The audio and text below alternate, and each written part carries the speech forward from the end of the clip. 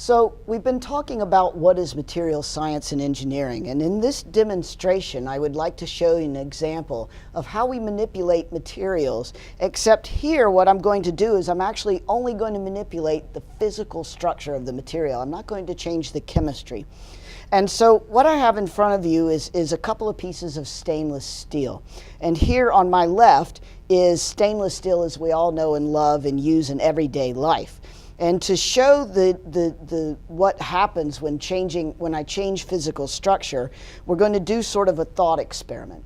And so what I have in my hand here is a ball bearing. And I'm going to, in a minute, drop this ball bearing and let it hit the piece of steel. But before we do that, let's think about what's going to happen.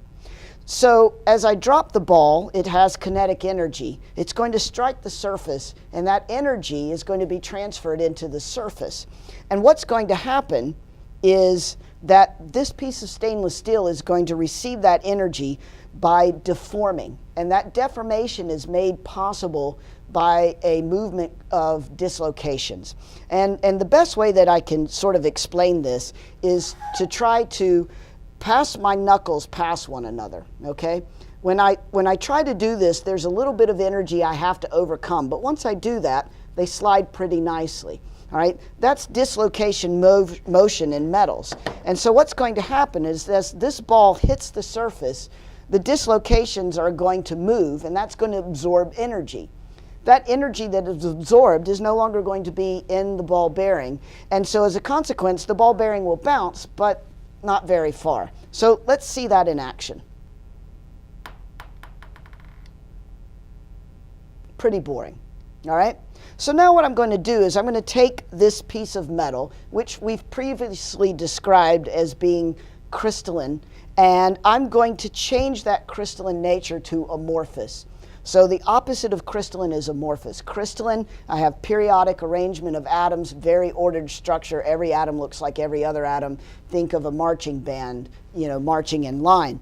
Now what I'm going to do is I'm going to take this piece of steel and I'm going to melt it so it's a liquid. And then instead of allowing it to cool slowly to equilibrium, I'm going to cool it at thousands of degrees per second. And in doing that, I'm going to freeze in this amorphous structure. An amorphous structure would be random, chaotic arrangement of atoms so that no two atoms look the same in terms of their neighborhood and the neighboring atoms. And the most obvious example of an amorphous material is window glass. So window glass is a solid with an amorphous structure. So now we're going to do the exact same experiment. I'm going to drop the ball, but now it's going to land on a piece of this amorphous metal, or what we call metallic glass. And let's see how that changes the behavior. So now, since this material is amorphous, the dislocation movement mechanism is no longer present. And so as a consequence, there's no really easy way to transfer the energy from that ball into the surface of that material. And so as a consequence, more of the energy goes back into the ball. And so the ball continues to bounce and bounce and bounce. And so this metallic glass or amorphous metal is used in things like golf clubs, racquetball rackets, recreational items. And obviously here what I'm trying to do is, well, if I'm hitting the ball with something and less of the energy is going into the object that does the hitting and more of that energy goes into the ball is going to go further.